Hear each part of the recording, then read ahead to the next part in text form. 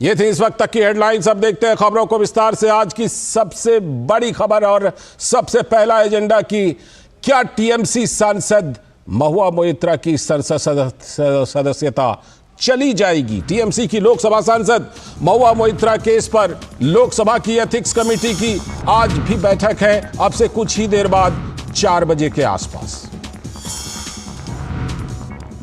Cash for query मामले में लोकसभा की एथिक्स कमेटी ने 500 पेज की रिपोर्ट तैयार की है और सूत्रों के मुताबिक महुआ की सदस्यता खत्म करने की सिफारिश भी कर दी है।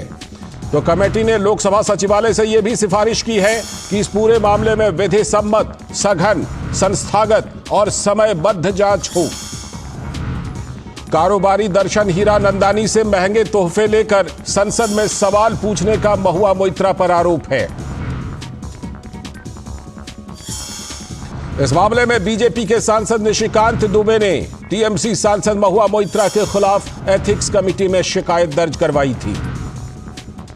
तो अब से कुछ ही देर बाद शाम 4 बजे महुआ मोइत्रा मामले पर लोकसभा की एथिक्स कमेटी की बैठक होनी है, जिसमें इस सिफारिश को मंजूरी मिल सकती है कि उनकी सदस्यता वापस ले ली जाए।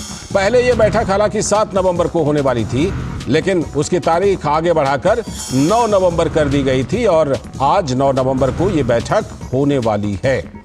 हालांकि महुआ मोइत्रा ने मामले में आरोपों से इनकार किया है और उल्टे आरोप लगा दिया है कि उनकी प्रताड़ना की जा रही है। महुआ मोइत्रा ने लोकसभा की एथिक्स कमेटी के सदस्यों पर ही प्रताड़ना का आरोप लगा दिया, जबकि बात तो ये आ रही है सामने कि जब जांच कर रही थी एथिक्स कमेटी तो महुआ मोइत्रा ने एथिक्स कमेटी को सहयोग जांच में नहीं किया। तो भाजपा नेता दुष्यंत गौतम ने महुआ मोइत्रा की निंदा करते हुए कहा कि वो एक सांसद होने के बावजूद मर्यादाओं को पार कर जाती हैं। लोकतंत्र में सबसे बड़ा अपराध है कि जिसको अपराधों को खत्म करने के लिए चुना जाता है वो खुद अपराध में लिप्त हो जाता है। और पार्लियामेंट्री होने के लिए लोकतंत्र की हत्या ही नहीं की है उन्होंने। इस प्रकार से मर्यादाएं उनको भी पार करने का वो काम कर रही हैं। लगातार कमेटी के सामने गई थी, वहाँ भी व्यवहार उनका इसी प्रकार का था। मुझे लगता है कि ये टीएमसी की जितनी भी सरकार एमपी एमएलए सभी का रवैया यही है कि लूटो खाओ और आंख दिखाओ। एथिक्स कमेटी के पास भी प्रूफ हैं सारे के सारे। स्पीकर के बाद में जाएगा, स्पीकर साहब अपना अगला कदम उठाएंगे, जो भी जायज़ होगा कानूनन जो बनता होगा सारे उठाए जाएंगे। और आइए सुनते हैं कि आम आदमी पार्टी के नेता सौरभ भारद्वाज ने इस मामले पर क्या कुछ कहा है। क्योंकि एथिक्स कमेटी एक संसदीय समिति है, तो मैं संसदीय परंपराओं के कारण एक संसदीय कमेटी का पूरा का पूरा आदर करूंगा, चाहे उस कमेटी में कोई भी हो। मगर जिस तरीके से सीबीआई के बारे में कहा जा रहा है और कहा जा रहा है कि अब महुआ मोइत्रा की कंप्लेंट की जा रही है, ये सब है, इसके अंदर क्या सच है क्या झूठ है ये अभी तक कोई समझ नहीं पा रहा है। कि एजेंसियां भी लगातार जो हैं जो अपोजिशन की तरफ से बोलता है उसके ऊपर जो है कार्रवाई एजेंसियों के द्वारा देखी जाती है। तो आज इस मामले पर जुड़ रहे हैं हमारे 2 संवाददाता इस मुद्दे पर बात करने के लिए। दिल्ली से शैलेंद्र मिश्र और कोलकाता से प्रसेनजीत बख्शी, दोनों संवाददाता हमारे साथ जुड़ चुके हैं। मैं पहले शैलेंद्र का रुख करता हूं। शैलेंद्र, 4 बजे के आसपास ये बैठक होनी है और सूत्रों के मुताबिक ये बताया जा रहा है कि सिफारिश तो हुई ही है और इस सिफारिश को आज की बैठक में मंजूरी भी मिल जाएगी।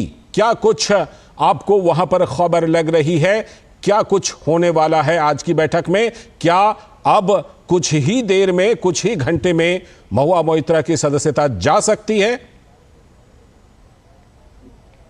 देखिए, सिफारिश इस बात की अंतिम तौर पर की जा सकती है, जो फाइनल रिपोर्ट जिसे हम कहते हैं, जो ड्राफ्ट रिपोर्ट जब स्वीकार की जाएगी, भले ही हो सकता है कि उसमें सभी सदस्यों की सहमत न हो, कुछ डिसेंट नोट हो, कुछ विपक्षी दल जो समिति के सदस्य हैं हो सकता है उसमें अपनी असहमति दर्ज कराएं, लेकिन बहुमत के आधार पर ऐसा लगता है कि जो ड्राफ्ट रिपोर्ट है जिसमें महुआ मोइत्रा की लोकसभा सदस्यता को बर्खास्त करने की सिफारिश सूत्रों के मुताबिक की गई है और उन पर एक जांच हो, यानी जो एक उन पर आरोप लगे थे गंभीर, और ये माना गया है कि बहुत ये गंभीर किस्म के आरोप है भ्रष्टाचार को लेकर या फिर पार्लियामेंट लॉगिन को साझा करने को लेकर, और उसको लेकर एक समयबद्ध जांच हो, तो यानी ये मामला सरकार को भी कहा जा सकता है कि वो इस पर देखे कि विधि सम्मत क्या कार्रवाई हो सकती है, यानी क्या मुकदमा दर्ज हो सकता है या फिर कोई सक्षम एजेंसी इसकी जांच करे, ये सरकार देखे। तो सिफारिश जरूर आज हो सकती है, इस बात की पूरी संभावना है, क्योंकि जिस तरह से ड्राफ्ट रिपोर्ट के को लेकर बातें सामने आई हैं, हम जानते हैं कि ड्राफ्ट रिपोर्ट पहले